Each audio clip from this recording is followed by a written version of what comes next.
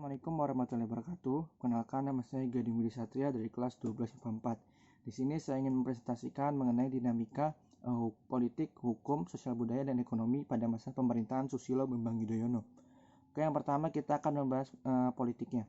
Nah, politik pada masa Susilo Bambang Yudhoyono dapat terlihat dalam masalah hubungan Indonesia dengan negara terdekat seperti Singapura, Australia, dan Malaysia, serta sikap Indonesia terhadap masalah-masalah internasional.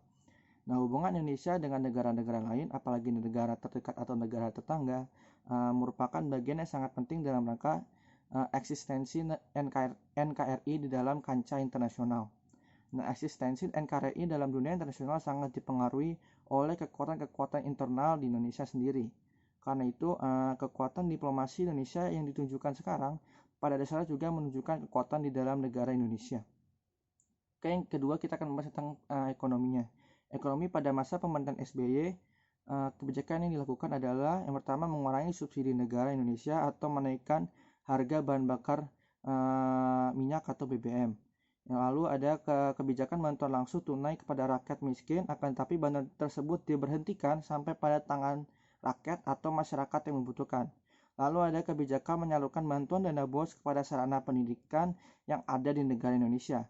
Nah, akan tetapi pada masa pemerintahan SBY dapat masalah dalam kasus Bank Senturi yang sampai saat ini belum terselesaikan, bahkan sampai mengeluarkan dana sebesar 93 miliar untuk menyelesaikan kasus Bank Senturi ini. Selanjutnya ada sosial budayanya, yang ketiga. Presiden SBY berhasil meredam berbagai konflik di Ambon, Sampit, dan juga di Aceh.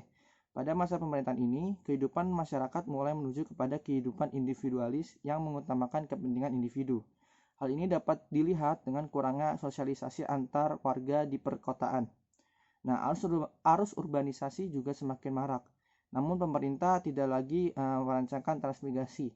Nah, dalam hal pelestarian budaya, di masa pemerintahan SBY terlihat jelas kemundurannya, terutama dengan banyak warisan budaya asli Indonesia yang diklaim oleh pemerintahan negara lain. Ini contohnya.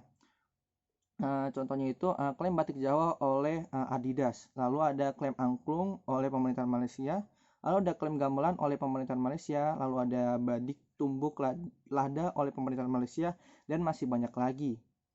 Selanjutnya ada yang keempat ada hukum. Nah, yang pertama itu ada kaya instruksi miskin implementasi. Nah, selama hampir 10 tahun terakhir sejak lahir setidaknya 6 kebijakan anti korupsi di era pemerintahan SBY.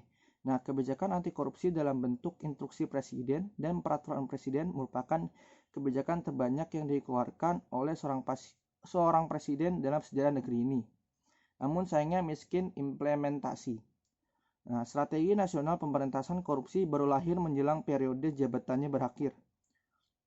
Kebijakan anti korupsi yang dikeluarkan oleh SBY terkesan sebagai imbauan karena tidak ada monitoring dan evaluasi serta pemberian sanksi jika kebijakan ini tidak dilaksanakan oleh anak buahnya.